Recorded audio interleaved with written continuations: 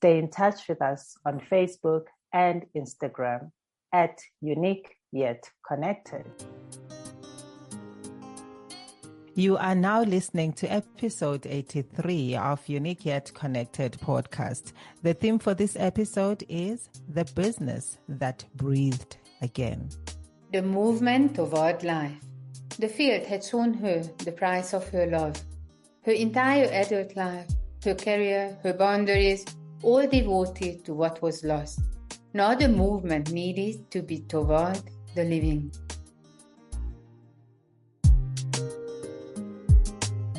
Welcome to Unique Yet Connected podcast. I'm Nolitha Fenton Itologazi, the explorer of the unseen, the unheard, and the untold, the space holder, seeker, and sacred witness in the work of systemic family constellations.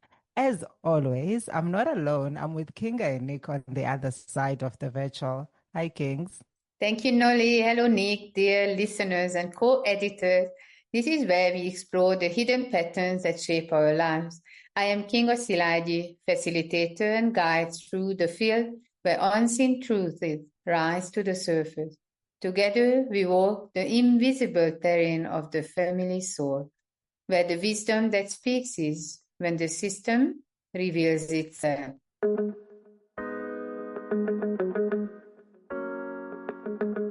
Thank you for joining our movement of translating the wisdom of systemic family constellations into a practical language that all of us can easily understand and, most importantly, implement in our daily lives.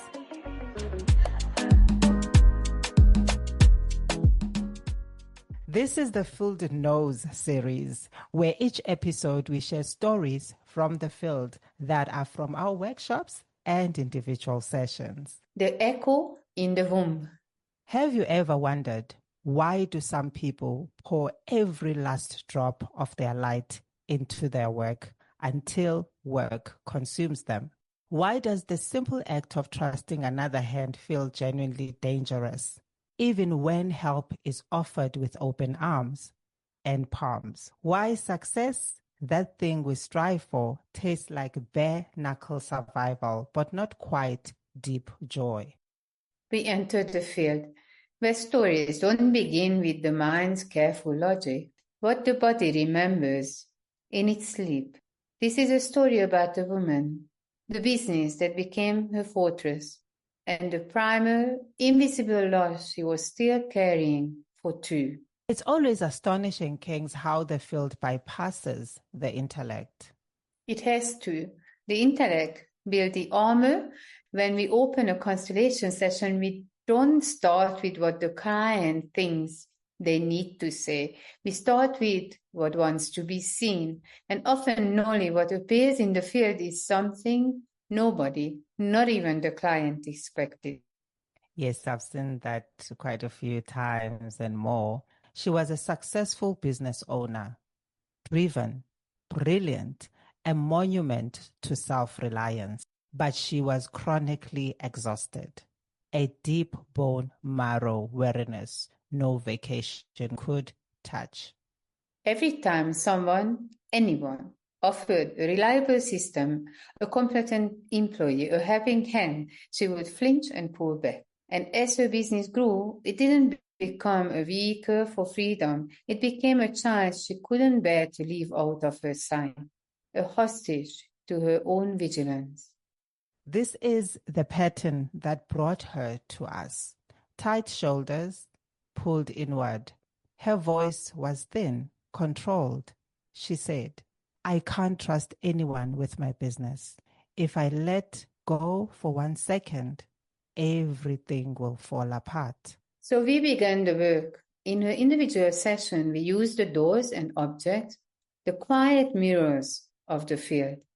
She placed a small door for herself and a slightly larger, detailed object for the business. And what happened immediately was so telling. The business didn't stand across from her like an equal project. The business doll positioned itself very close, tucked in, at a place where we normally see a younger sibling standing, always dependent, always needing the older one's protection. Yes, and that was the first systemic whisper. As far as we knew from her history, she was the youngest child in her family. There should have been no younger one. So we started to test the truth with the help of the deep intelligence of the field to invite the hidden story forward. We used healing sentences, gentle, probing invitation to the truth that lives in the gut and not in the head. I asked her to say the words, "I miss you." Silence. Nothing on her face. Then, "I wish you had stayed." And this is when her mask cracked. Unexpectedly, her tears welled up. Something in her body, not her mind, remembered a presence. The twin who never lived. The room shifted into that sacred, heavy silence. Both Kinga and the client could feel it. That specific vibration when a hidden, primal truth enters the space. She wasn't reacting to a current event. She was reacting to a knowing memory of her body, a memory that began before she had sight, sound, or language. When I asked her to say the words that named the previously unseen occupant of her subconscious, "I shared my life with you, and now you are gone, and I have never stopped looking for you." The shift, her spine curved slightly, her hand reached out, not to the business door, but to the empty space beside it. That was the moment we knew the missing twin. A life that began in shared breath, a soul who left before it was even known that she was there. And suddenly, her entire pattern made tragic, beautiful sense. She wasn't afraid to trust her employees. She was afraid to lose them. Every time she let someone close to the heart of her work, that old invisible grief rose up. The terrifying memory of the one who vanished from her side. Her business wasn't only a company, it was a living memorial, a perfect, contained vessel for the love she couldn't give. She was keeping her twin alive, Nolitha, feeding the memory with her own life force, protecting it from the world with the wall of her own exhaustion, never letting anyone touch it. In case the business, her new twin, disappeared again and left her alone. That is the fierce, misguided loyalty of the soul. It attempts to complete love, even through the mechanism of self-pain. You are now listening to episode 83. The theme is The Business That Breathed Again. Remember, when you comment, ask questions, like and share our content and links, you help us grow and change lives together. Like us on Facebook and on Instagram. The movement toward life. The field had shown her the price of her love. Her entire adult life, her career, her boundaries, all devoted to what was lost. Now, the movement needed to be toward the living. I asked her to gently move the business doll away. Then I asked her to focus on the empty space, to imagine looking at the soul of her twin and to say the words that finally release them and release her. "You belong. You are part of me, sacred and honored. But your place is in the past, with the ancestors. I will carry you in my heart and in my soul, not in my business, not in my isolation." At that moment, her body physically relaxed. The tension knot in her jaw released. Her breath deepened for the first time in the entire session. She looked at the business doll, now standing apart, And for the first time, she saw it clearly. It was a resource. It was hers, not her loss, not her obligation, not her twin. It is strange how freedom often feels like a genuine, deep grief at first, the letting go of the protective contract that has been both a wound and a trusted source of comfort.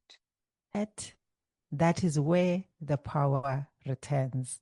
When we allow our dead to finally rest in peace, in their right place, and allow the living to fully, unconditionally live. The business that breathed again. Weeks later, we received the update. A profound transformation. She said her business felt visibly, audibly lighter. Competent, trustworthy people were suddenly showing up to help. She no longer felt the crippling solitary need to do it all alone. Because she was no longer carrying what wasn't a business task. She was no longer confusing her mission with her loss. The best, most honored place for our lost ones is not in the work we do, but safely, tenderly, in the vast, capable space of our hearts. The invitation of presence. That's so powerful, Kings. So maybe the deepest question isn't, why can't I trust my team? Maybe it's, who or what am I still holding on to with my energy that needs to be gently returned to its rightful place? The field knows, and it waits, not until we are ready, but until we are willing to finally see. If you felt something stir deep inside you while listening, if part of this powerful hidden story felt like your own history, maybe it's time to enter the field for yourself. Join our unique yet connected community, book a family constellation session, or attend one of our upcoming workshops. Because what's waiting to be seen is also waiting to be set free. And with that, setting yourself free. I now definitely want to check in. Is my business representing a deep unmet personal need? It is not my business's duty to hear me, it is mine. I wonder if my businesses have a life of their own, and if I'm truly open to them being their own entity, or if there's something unconscious that's still blocking the vital life flow of life. Thank you for your contribution in helping us to be chosen into the top 10 South Africa Family Podcast by FeedSpot. Join our monthly virtual connection circle every first Tuesday evening of the month. To receive your link, subscribe on our website www.uniqueyetconnected.com or check for updates on our socials at Unique Yet Connected. In the next episode, we will still share with you how the field reveals the roots, the repetition, and the release. And along the way, we will guide you in understanding how this work can support your own healing, because the field doesn't just know my story, it knows yours too. So take a deep breath, open your heart, and join us as we share with you what the field knows. Because sometimes what you are searching for isn't outside of you. It is waiting quietly in the field for you to remember. A big thank you to you for listening to our episode, and to Nick Mons from That Guy Productions for making us sound fabulous and on point. Episode 84 is in 2 weeks' time from now. Tune in on the 23rd of November 2025 from 10 a.m. South African Standard Time. For links and updates, stay tuned to our Facebook and Instagram pages at Unique Yet Connected. Unique spelled YOUNIQUE. Stay unique, stay connected, and remember you are one of a kind, and we can only create a really meaningful podcast together. Siyabulela, kosonom, bayadanki. Thank you. Siyabulela, kusunum, bye donkey.